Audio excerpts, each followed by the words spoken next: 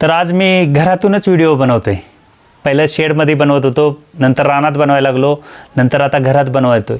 घरात बनवतो का तर एवढी भयंकर पावसाची परिस्थिती आत्ता बाहेर, तर उभं राहता येईना म्हणून मी घरातनं व्हिडिओ बनवतोय. कारण मी 12 महिन्यातने 3 ते 4 महिने काम करणार शेतकरी आहे. त्याच्यामुळे मला पावसाळ्यात तुम्हाला गवत कापणे किंवा पाला घालणे वगैरे वगैरे ह्या गोष्टी दाखवायला काहीच नाही, आणि मी दाखवतही नाही. कारण मला माहिती आहे ना ते दाखवून तुम्हाला काय फायदा होणार नाही, आणि मला पण काय त्याचा फायदा नाही. म्हणून मी त्या सिस्टमनं काम करतो. म्हणून मी असे बसून घरात बसूनसुद्धा व्हिडिओ बनवू शकतो. नेहमी मी सांगत असतो मेंढीपालन हे शेतीपूरक असावं. मी कालही एका व्हिडिओत सांगितलं होतं शेतीपूरक मेंढीपालन असावं, मेंढीपालनपूरक शेती नसावी. त्याचं स्पष्ट आणि सविस्तर मी तुम्हाला सांगतो. आता जो काही तुम्ही चारा लावला आहे तो चारा तुमच्या कोंबड्यांना किंवा माणसाला किंवा विकता अशा काही गोष्टी आहेच नाही तुमच्या. ती शेवगा जर सोडला तर त्या कोंबड्याही खाणार नाहीत, आणि थोडा मेथी घास, म्हणजे हे 3 चारं जर सोडलं तर ह्याच्यातनं तुमचा दुसरा कुठलाच फायदा होणार नाही त्या शेतीत लावलेल्या चाऱ्याचा. तर त्याच्या विरुद्ध बघा, एखादा मक्का लावा. आता हे काल मला मक्के भेटलेले आहेत, मक्याची कणसं आहेत. आता हे कुठल्या भागात म्हणजे कुठल्या तालुक्यात कुठल्या जिल्ह्यात भेटतं हे मला पण माहीत नाही, म्हणजे आयडिया नाही. तुम्हाला कोणाला माहिती असेल तर मला नक्की सांगा हे कुठल्या तालुक्यात जिल्ह्यात भेटतं. कारण ह्याचं नंतर मी तुम्हाला सांगेन काय होणार आहे आणि काय करणार आहे ते. तर हे कुठं भेटतं ते सांगा, किलोवरती भेटतं का नगावरती भेटतं ते पण सांगा. आणि ह्याचे दाणे बघा किती भरले आहेत, तुम्हाला दिसत असेल हे दाणे भरलेलं. नाशिककरांनो बघा तुम्ही, काय आहे, मक्का आहे. तर ह्याचं काय होतं, समजा आता आपण साधारण मक्का लावला, म्हणजे मी चाऱ्याबद्दल जे सांगतो त्याची कन्सेप्ट सांगतो तुम्हाला काय असते मुळात. तर असा जर मक्का लागला आपल्याकडं, एका ताटाला 2 कणसं लागतील, कमीत कमी 2 कणसं. बाकीचं काय माझा एवढा अभ्यास नाही, पण मी सांगतो कारण मी लावला होता म्हणून 2 कणसं लागली होती. तर ह्यातला एका कणसाचा जरी त्या मशनीमध्ये भुस्सा केला, म्हणजे ओल्याच कणसाचा भुस्सा केला कोंबड्या खातीला, एका कणसाचं सांगतोय, एक कणीस जरी हे विकलं तरी पैसा येणार आहे. आणि राहिलेलं एका कणसासोबत ते मक्याचं जे काय राहिलेलं आहे ताट, त्याचा जर चारा मेंढरांना घातला तर एका मेंढराला खुराक भेटेल की नाही. तर ही संकल्पना आपल्याकडे पाहिजे. आता तुम्ही जे काय नेपेर लावलं असेल किंवा काय लावलं असेल, जे काही गवत असेल ते त्या बकऱ्यांशिवाय म्हणजे मेंढ्यांशिवाय दुसरं काय करता येणार नाही तुम्हाला. काय कामाचं येतं ते तुम्ही पण सांगा मला, की आम्ही हे नेपेर लावलं, हे मेंढ्या सोडून ह्या कामाला येतं. तर तसं काही उपयोग होत नाही आणि तसं काही करता येत नाही. मग त्याच्यामुळे काय झालं की जमिनीचा जो खर्च आहे आपला, तो 1ही रुपयाची इन्कम नाही जमिनीतून. आणि इन्कम कशातून घ्यायची आहे तर मेंढरातूनच घ्यावी लागणार. मग मेंढरांची किंमत वाढवल्याशिवाय आपल्याला जमिनीची इन्कम येणारच नाही ना. मग ह्या सर्व गोष्टी करताना जुनी लोक ज्वारी लावायची, तर खूप लोकांना माहिती असेल, खूप लोक करतात. कारण मी सर्वात लहान शेतकरी, म्हणजे मी, बाकीची सर्व माझ्यापेक्षा आदरणीय आहेत, म्हणजे मोठी वयस्कर वयाने विचाराने अभ्यासाने शेतीने सगळीच मोठ्या प्रकारात. मी फक्त अनुभवाने ह्याच्यामध्ये आल्यामुळे मला कळायला लागलं. तर पहिली लोक ज्वारी करायची, तर ज्वारीचं धान्य विकता येतं, घरी कोंबड्यांनाही खायला घालता येतं, आपणही खाऊ शकतो. ज्वारी चांगली असते आणि ज्वारीचा कडबासुद्धा विकता येतो. आत्ता ह्यावेळी आमच्याकडे 60 रुपयानं पेंडी होती, म्हणजे 60 रुपयाला एक पेंडी होती. आणि जर ज्वारीचा कडबा म्हणून विकला तर आता 25 रुपयानं आमच्याकडे चालू आहे रेट. अशा प्रकारची मेंढीपालन पहिल्या काळात करत होती. तर आम्ही तसं केलं का तर नाही. तर आम्ही काय केलं, हे बियाणं आणले, सर्व नेपेर लावले, शेवरी लावली, जे काय दशरथ घास असेल ह्या सगळ्या चारे लावले, आणि जमिनीतनं येणारं इन्कम फक्त मेंढरांवरतीच डिपेंड राहील. बरं आपण काय केलं, नुसतीच मेंढरांच्या मागे लागलो ना. बरं त्याच्या लेंड्यांचं काय केलं का, त्याच्या लेंड्यांचं काय पुढचं नियोजन केलं का आपण, किंवा हे बाबा लेंड्या तरी मी विकेन, ह्या सगळ्या गोष्टी अडकल्यात ना तिथंच. आमचा फक्त फोकस कुठं झाला की मेंढरांवरती झाला. मग मेंढरं महाग दिलीत की आम्हाला परवडतंय का, तर आम्हाला परवडेल, पण नेणारा नेत नाही ना महागात, मग काय करायचं. मग अशा परिस्थितीमध्ये तुम्ही चारा लावताना तो विचार करा की मला दोन्ही संकल्पनेत येईल. मेंढीपालनाबरोबर कुक्कुटपालन पण चांगल्या पद्धतीनं करता येतं. लावरे साहेबांचं जे स्वप्न आहे ते 100% तुम्ही जर असले चारे केले, तुमच्या भागात येतं म्हणून सांगतोय, असले जर चारे केले तर तुम्ही जे म्हणताय ना मेंढीपालन आणि कुक्कुटपालन ते दोन्ही एकत्र येणार, काही विषय येत नाही. आणि शेक कुठे मिळतं आणि काय रेटने असते आणि काय म्हणजे किलोवरती का नगाळ्याने, हे मला नक्की सांगा. ह्याचा पुढचा प्रयोग मी तुम्हाला सांगेन, कारण ह्याची खूप गरज आहे.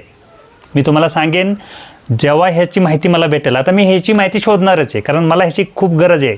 कारण ह्याची किंमत काय होती ते मी तुम्हाला तेव्हा सांगेन की काय ह्याची किंमत करता येते.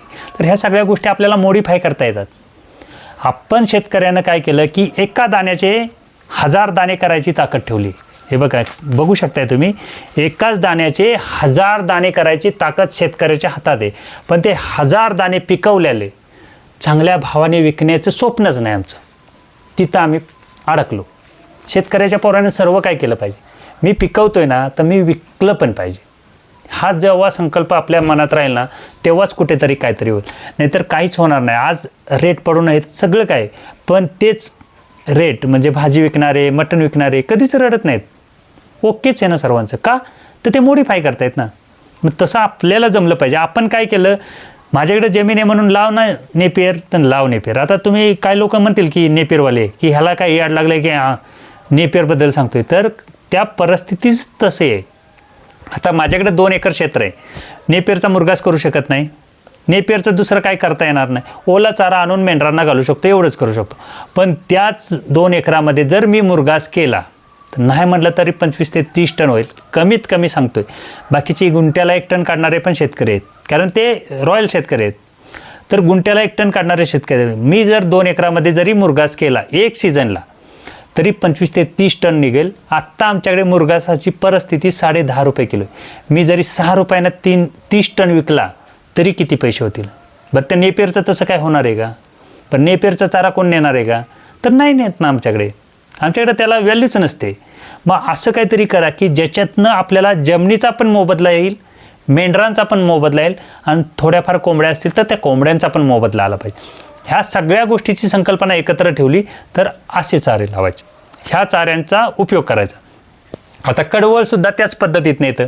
कडवळ काय माणूस खात नाही, पण कडवळ कोंबड्या खातात. म्हणजे कडवळाला जी वर कणसं येतात ना त्या कोंबड्या चांगल्या खातात. मेंढरांना चांगला चारा आहे. दोन्ही गोष्टी होत आहेत. आणि जर सुकवला तर ज्वारीचा कडबा पण होतो, म्हणजे मॉडिफाय होते ना त्याचं. तसं त्या नेपियरमध्ये मॉडिफाय करता येत नाही, काहीच होत नाही आणि काही करू पण शकत नाही. अशा परिस्थितीत ते नेपियर आहे. नेपियर लावायला माझा विरोध नाही, पण मला जमिनीचं उत्पन्न काय येणार आहे? मला मेंढरांचंच उत्पन्न आहे. पण मेंढरांचं उत्पन्न करताना मेंढरं त्या पद्धतीनं विक्री झाली तर मला फायदा होणार आहे. आणि जर भाव नसेल, कमी भावात जाणार असतील, तर मग मला उत्पन्न कशाचं? तर शेवटी मग ते तोट्याचंच गणित येतं. मग तसं काय गणित न करता असं जर काय मल्टिप्लिकेशन गणित केलं आपण, म्हणजे एका क्षेत्रामध्ये 2-3 गुणाकाराच्या पट्टीनं झालं पाहिजे, तर ते त्या पद्धतीनं होतं. आता म्हणजे माझं वैयक्तिक मी त्या पद्धतीने सांगतो, कारण मला जे तामझाम करायला लागतोय किंवा माझ्याकडे जी परिस्थिती आहे त्यानुसारच मी सांगू शकतो. कारण माझं काही वेगळं मेंढीपालन नाही किंवा तुमचं वेगळं मेंढीपालन आहे का? नाहीच आहे. जेवढा चाऱ्याची कॉस्ट कमी होईल तेवढं मेंढीपालन चांगलं. आता एक जरी कणीस एका ताटाबरोबर एका मेंढीला गेलं तर किती खुराक येतं? तर ह्याचं पाहिजे एवढं खुराक आहे ना ह्याच्यात. मग आपण हा विचारच करत नाही ना. आणि मग आम्ही माझ्यासारखा मग सांगतो ना, मेंढीचं डिलेवरी झाली की खुराक द्या. तर जर हे खुराक जर असेल मेंढीच्या डिलेवरीला, म्हणजे डिलेवरी झाल्याच्या नंतर, तर क्वालिटीच होणार आहेत ना. म्हणजे आपल्यातूनच रिझल्ट आहे. माझ्या शेतात आहे, बाहेर आता हे कितीनं जातं काय जातं ते मला माहीत नाही, म्हणून मी सांगू शकत नाही की ह्याचं किती दर आहे, कारण मला माहीत नाही.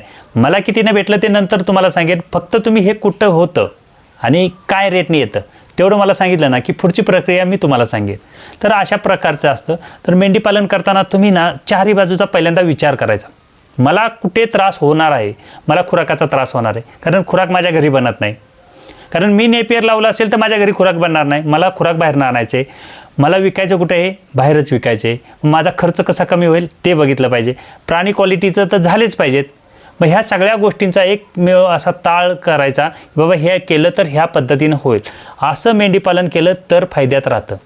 नाहीतर तुम्ही त्या पद्धतीनं करायला जाल तर मग ते तोट्यात होणार. कारण खुराक तुमच्या हातातच नाही ना. खुराकाचा प्रश्न म्हटल्यानंतर तुमच्या खिशाचा प्रश्न आला. पण खिशाला प्रश्न म्हटल्यानंतर आपलं जे काही सिस्टम आहे ते खाली येणार आहे. मग अशा पद्धतीनं मेंढीपालनाचं आहे. तुम्ही जे काही करणार आहात त्याची पूर्वसूचना घ्या. मी व्हिडिओ टाकले असते की मी मस्त भले मोठे टायटल लिहून टाकले असते, लोकांनी पाहिलं असतं, सगळं काही केलं असतं, पण मला त्याचा काही उपयोग नाही किंवा तुम्हालाही उपयोग नाही. मी मागे एक व्हिडिओ टाकला होता, 25 मिनिटातनी 5 लाख कसं कमवायचं, चांगली लोकांनी पाहिलं होतं. पण कुणी सांगितलं नाही रिटर्न मला की असं चुकीचं आहे. तर परिस्थिती ते आहे, मला त्यातनं कळलं म्हणून मी तुम्हाला तसा व्हिडिओ बनवला होता. मला काही प्रॉब्लेम नसतो. पण आपण मध्यमवर्गीय शेतकरी आहे, म्हणजे माझ्याबरोबर जेवढे कनेक्ट आहेत सर्व मध्यमवर्गीय आहेत.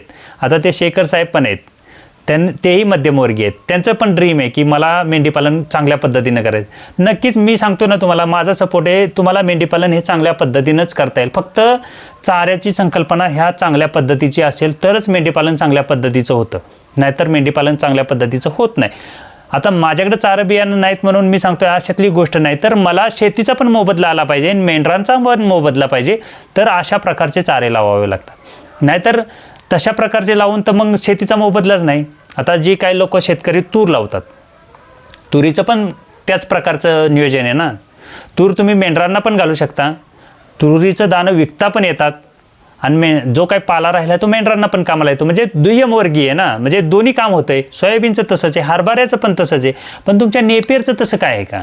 तर आपण तिथंच अडकलो. कारण जमिनीचं उत्पन्न आम्हाला येणार ना, पण जमिनीला खर्च करावा लागतो. नांगरटीचे पैसे द्यावे लागत आहेत, त्याला खताचं पैसे द्यावं लागत आहेत, सगळे पैसे द्यावं लागत आहेत, पाणीवरनं द्यावं लागते. मग त्याचं गणित कोण काढणार? बरं त्याचं गणित काय आहे का बाबा, त्याचा काही आम्हाला स्कोप आहे का बाबा, तिथून काय पैसे येतील का? तर असं काहीच नाही ना आमच्याकडं. मग त्याचं काहीतरी व्हावं ह्याच्यासाठी असे चारे लावणं सर्वात उत्तम असतं.